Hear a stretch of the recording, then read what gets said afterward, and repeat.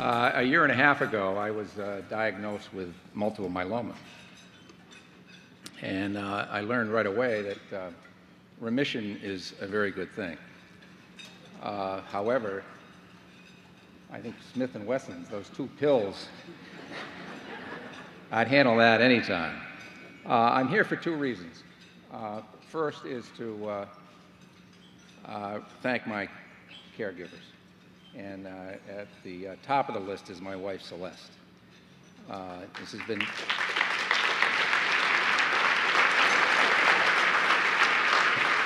This has been quite an ordeal, and she has been there hanging in there through every step with me. And of course, my 2 boys. I think for any parent, the most difficult and emotional part of this whole process was picking up the phone and calling my 2 sons to tell them that I was dealing with cancer. I certainly hope you don't have to share that emotion in the future. That is not a comfortable emotion to feel. I also want to thank my caregivers at Mass General. And the first one, just to name a few, is my long-term internist, Jerry Doyle. He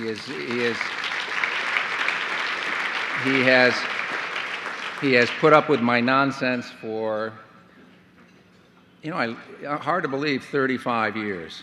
And I certainly hope that there's a good dozen left anyway. Also, Tom Spitzer and his staff during the stem cell transplant procedure, the staff that he's put together, empathic, and they see you in your most vulnerable state, and they were extremely helpful during that whole ordeal. And of course, Nupa Rajay, who was my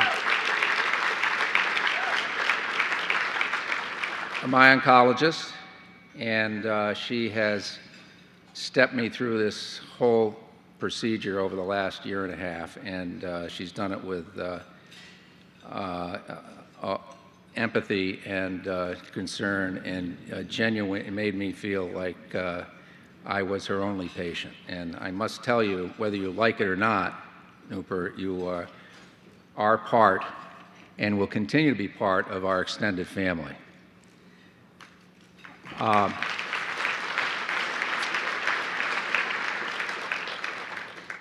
The second reason I'm here is to introduce my big deal son.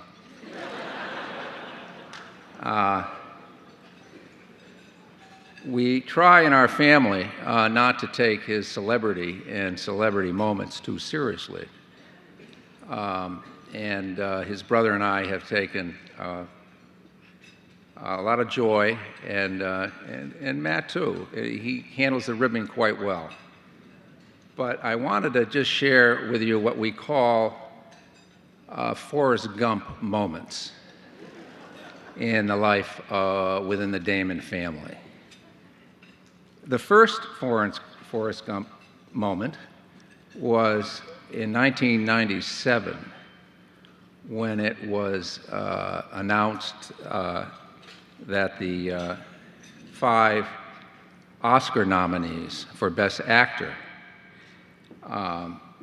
and I picked up the Boston Globe a short time later, and there is a picture, a group picture of the nominees, and 4 of them were Hall of Fame actors: Peter Fonda, Dustin Hoffman, Jack Nicholson, Robert Duvall. And there in the background is my 27-year-old son that he just didn't belong with these 60-year-old seasoned actors. And The next Forrest Gump, well, there have been many Forrest Gump moments, but I'm only going to bore you with a couple.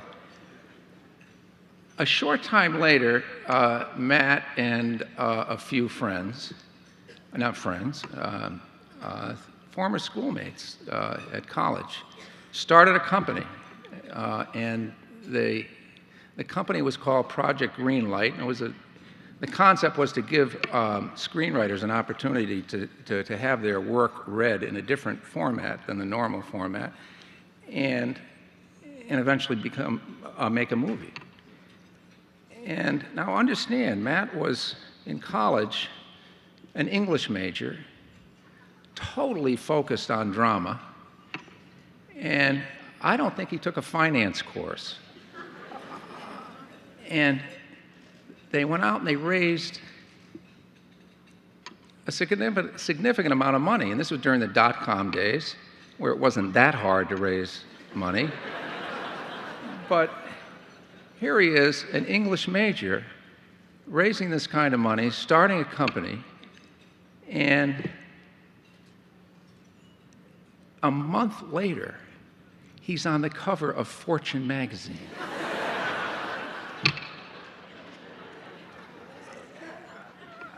The classic was the 1999 All-Star Game, Fenway Park, which was a huge event in Boston. It was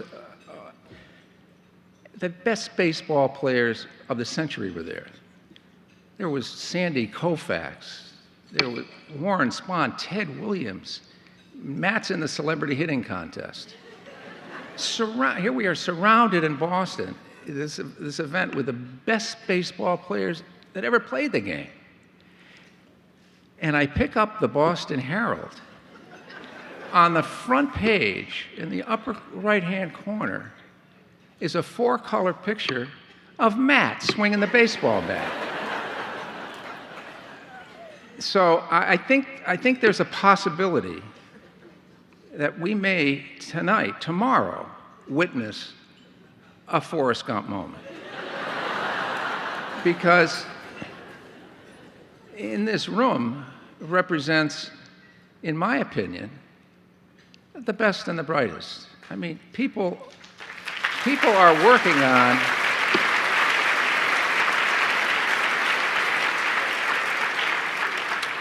people have dedicated their lives to help patients like me to find that bullet that is going to cure whatever the issue is. I happen to have multiple myeloma.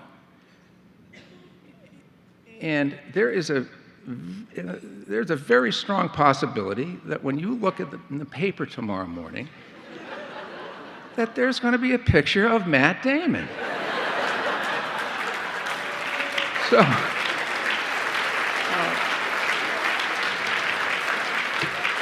and now here he is. It's 40 years old. He's 40 years old now.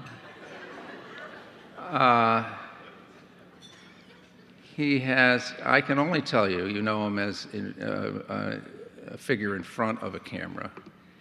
Behind the camera, he is all that a dad would want in a son. And here he is, 40 years old, happily married. And who wouldn't be happily married? Look at his wife, Lucy. He's a loving husband, a dedicated dad that has four very fortunate daughters.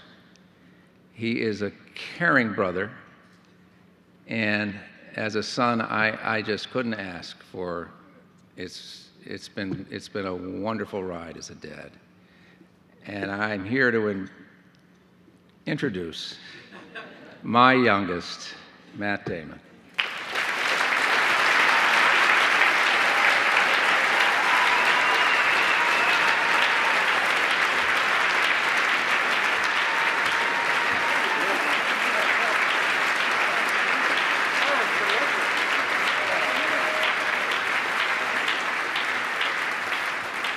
Wow. Wow. How do you follow that? My dad's biggest fear in life, seriously, is public speaking. That's true. In fact, about 15 minutes ago, he was there, and I realized he was getting nervous, and I just looked at him and said, "You've got cancer, man." And he went, "Yeah, I guess you're right. Yes, isn't that bad?" um, yeah, I guess the good thing about being 40 is when the picture's in the paper tomorrow and I have the stethoscope around my neck, it won't throw people too much. Well, let's see. I wanted to be here tonight, obviously, because this hospital has taken on a whole new meaning for us. And I guess when I was I left Boston really. I left college almost 20 years ago, and went out into the world and make my way in the world. And I've always worn Boston on my sleeve and not apologized for the fact that I'm from here. And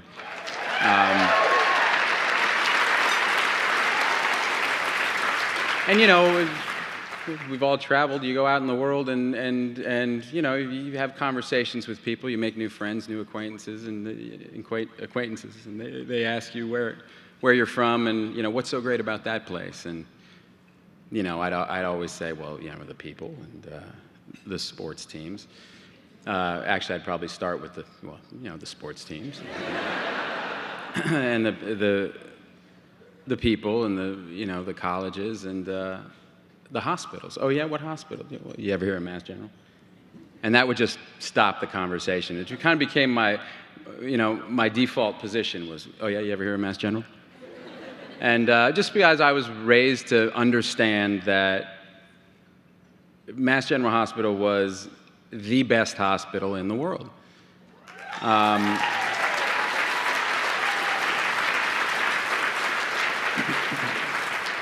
And I said it just reflexively and believed it because that's the way it was. The sky is blue. What goes up comes down. The Red Sox will break your heart. And Mass General is the best hospital in the world. And I think somewhere in the back of my mind, I always knew that I'd develop eventually a more personal relationship with the hospital. I mean, let's face it, if we're lucky enough to live long lives, eventually something's going to come knocking on the door, and the probability is it's going to be cancer. And cancer had already taken some very dear family friends of ours. We were aware of the disease. Some wonderful people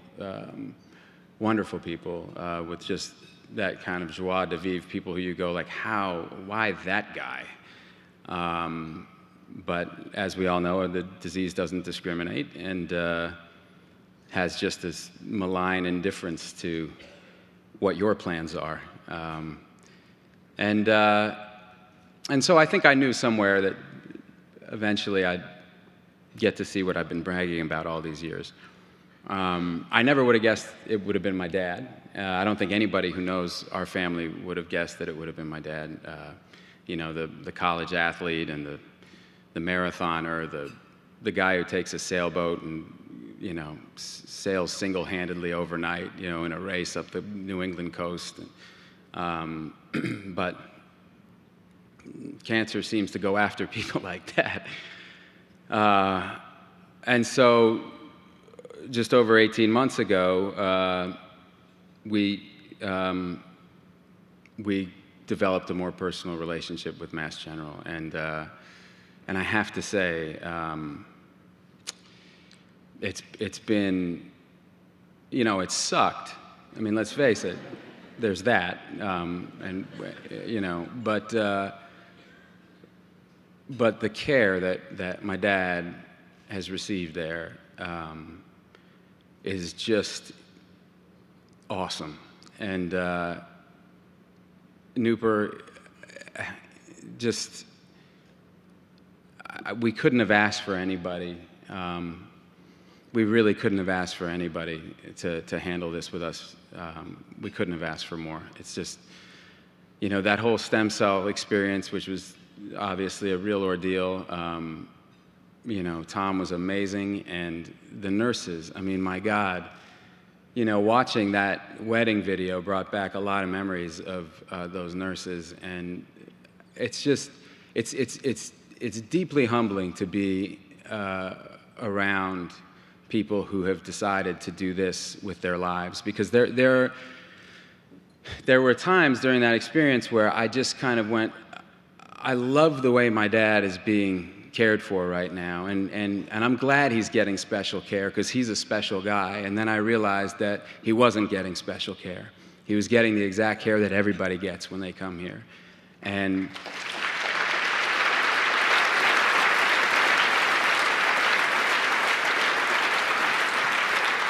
to realize these doctors and nurses, how genuine they are, and how much they love their patients, and how much they fight for their patients, to realize that it's that personal for them, for each of their patients, was really just deeply, deeply humbling, and it's just a quality that's just, I so admire. And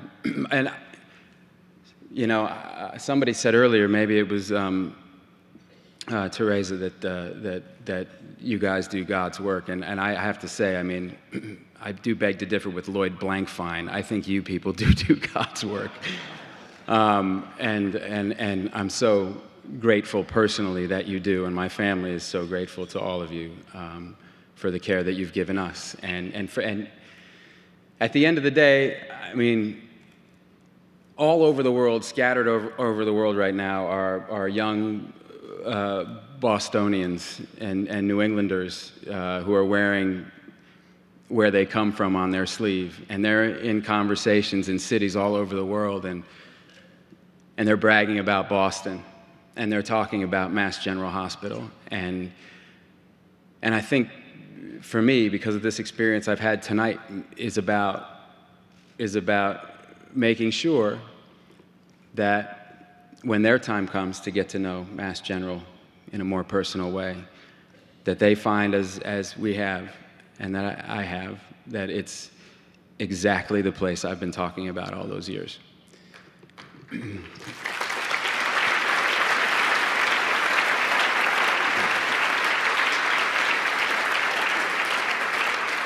Now, going back to the special people in Boston and what makes Boston great, I have two young people right now, and I'm going to introduce their video. It's pretty incredible. Elena and Jack Sargent.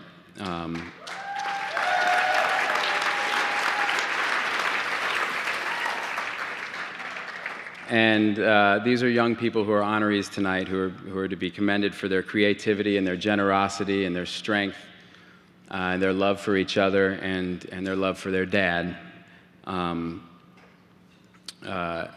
They're here tonight with their mom, Lisa, and this is their story. Elena and Jack, would you please stand and be recognized?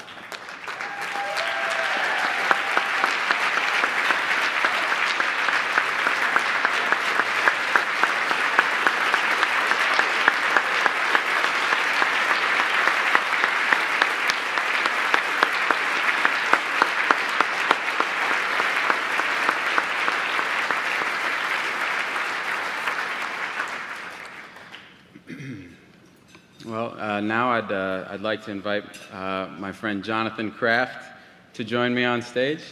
Where are you, Jonathan?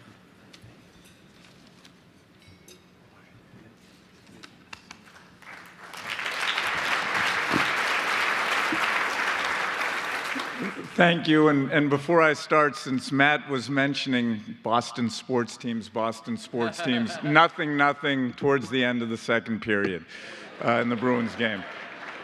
In the era of smartphones, I don't know that we need to do that, but I've done it. More importantly, tonight is really an amazing evening. It's a phenomenal evening. This room is alive. There's an energy in here. It's palpable. And the thing about life is, it's about moving forward, setting goals, achieving things, and continuing to move forward. Cancer is an insidious disease. It takes an emotional toll on the loved ones and the friends of the people who are suffering from it. It has a huge social cost to this country and every country in the world.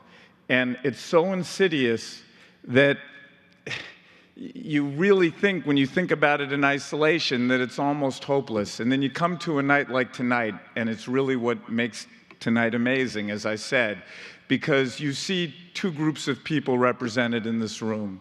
First, you see the 100, and the 100 really are just here representing the 1 million or 2 million or whatever number it is of the people from all walks of life, all ages, as you've seen tonight, all ethnicities, everything, who are out there. They might not be doctors, but they're passionate about this disease, and they're not going to let the insidiousness of it make them feel despair and give up. They're doing things to raise awareness, to raise money, to help the people who are suffering from it, and they inspire everybody they touch. I mean, you see that these stories just blow me away, and if you haven't read all the stories, please go to the website, and it's beyond words.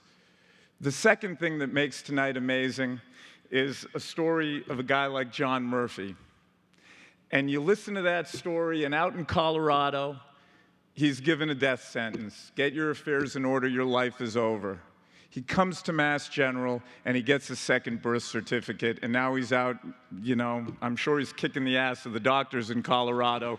Excuse me to the young people out in the audience, but he's also living his life and inspiring others. And the story of John Murphy is possible because of the absolutely amazing doctors and the support staff at Massachusetts General Hospital. And yeah.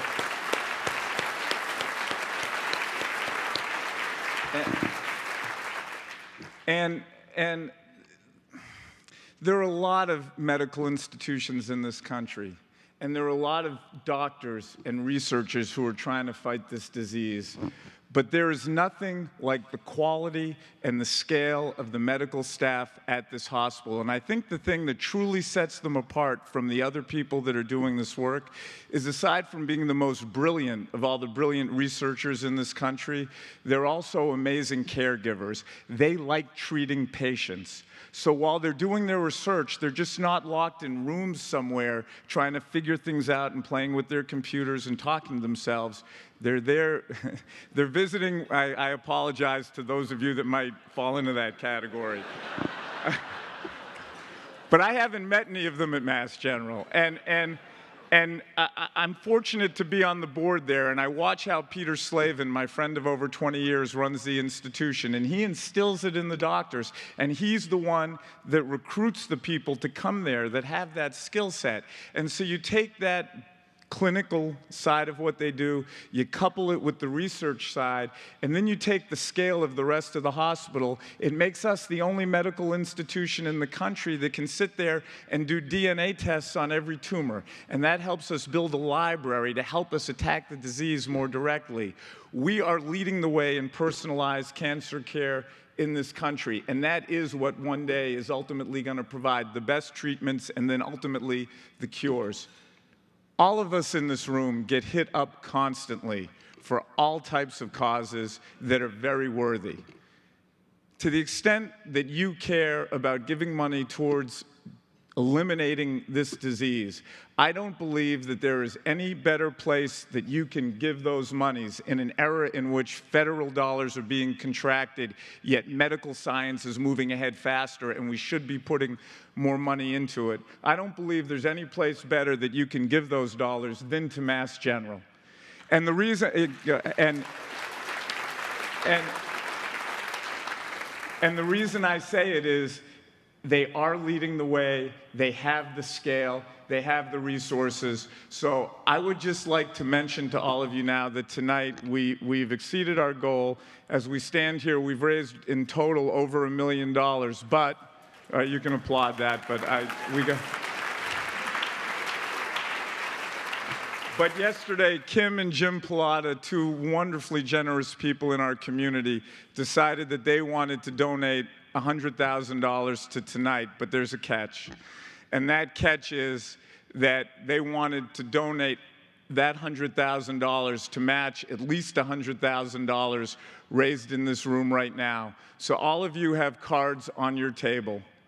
And I would please ask you, however small, however large, to fill them out. And if we're successful at getting to 100,000 at the tables tonight, tonight's dinner will have raised over $1.2 million, almost doubling what we just did last year.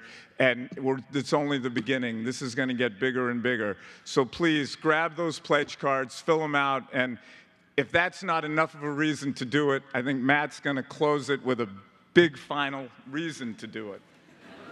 Okay. The final reason to do it, we saw Elena and Jack's story with the bracelets. Well, they have a special treat for us. With the help of many friends, Elena and Jack have created 800 bracelets. So if you make a gift to the Cancer Center tonight, you will receive one of these very special bracelets. So go to your pledge card. Someone's going to come by in about 10 minutes to pick them up. And I know that I'm sure that everybody in this room has been touched by cancer somehow, whether you, as a survivor or you know somebody or a family member is battling the disease. So as a show of solidarity, what our hope is at the end of the night, every single person leaves here with one of these bracelets on. And thank you, Elena and Jack, for that tremendous contribution. And thank you all for letting me be a part of this incredible evening. And I will make a deal with Senator Kerry that next year can be the second event where he and I are on a red carpet together here at the 100. Thank you. We have one more honoree. While everyone is filling out those cards, we have one more honoree tonight, and his name is Greg Chastain. He lost his mother, Barbara, to cancer in 2009, and he was somebody that did a lot of acting, or has done a lot of acting in community theaters. And as he was talking to people following his mother's passing, a lot of his friends who were theatrical artists had also had experiences with cancer. And he thought he could put together a show and take it on the road of his friends, really talking about their experiences in spoken word and music and theatrical performances. And he formed a group called Voices of Hope. And tonight, 85 members of this group are going to perform for us, and I want to especially point out that 3 of the vocalists in this group, Mark, Lisa, and Allison, they sing in this group for their father, Steve, who has had multiple myeloma for the last 2.5 years and is being treated by Dr. Donald Lawrence at the Mass General. This group, a 1.5 years into being, almost sold out Symphony Hall, and raised over $50,000 in their first major performance. And so with that, Voices of Hope.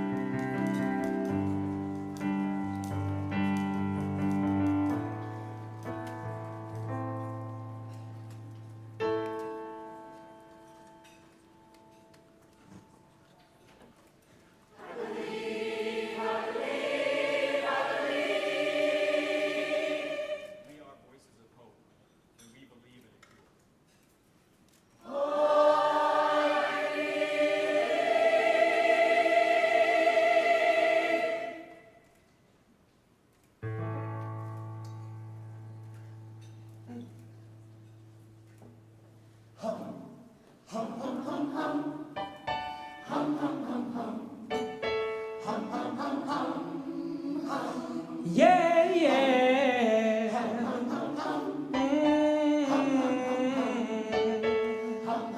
Oh no, sometimes in our lives we all have pain, we all have sorrow. But if we are wise, we know that there's always tomorrow. Lean on me when you're not strong, and I'll be your friend. I'll help you carry on, for it won't be long till I'm gonna need somebody to lean on. Please swallow your pride. If I have things you need to borrow. No one can feel those of your needs like you won't mention. So just call on me, brother, when you need a hand. We all need somebody to lean on. I just might have a problem that you understand. We all need somebody to lean on. Lean on me when you're not strong, and I'll be your friend. I'll help you carry on, for it won't be long till I'm gonna need somebody to lean on. Just lean on me, brother, when you need a hand. We all need somebody to lean on. I just might have a problem that you'll understand. We all need somebody to lean on.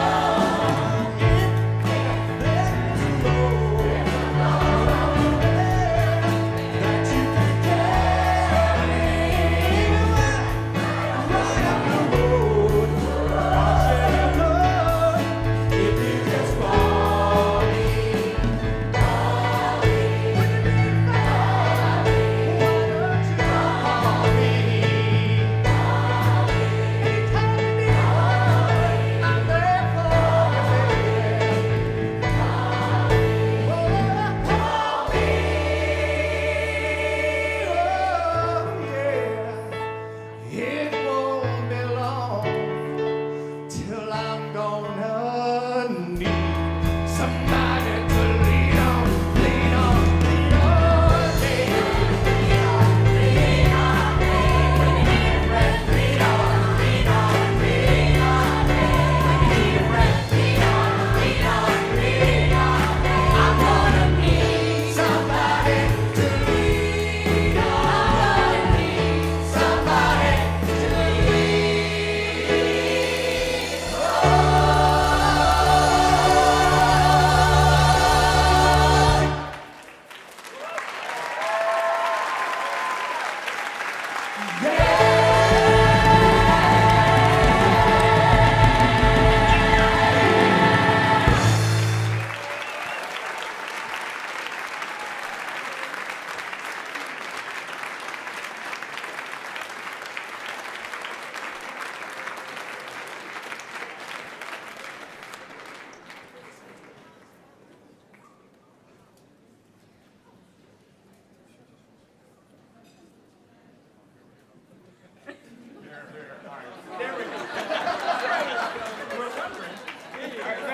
You can't follow that. Thank you all very much. Appreciate you filling out the cards. Matt committed to next year, so we'll see him and Senator Kerry on the red carpet. Thank you very much. Get your bracelet. Thank you. You guys are great.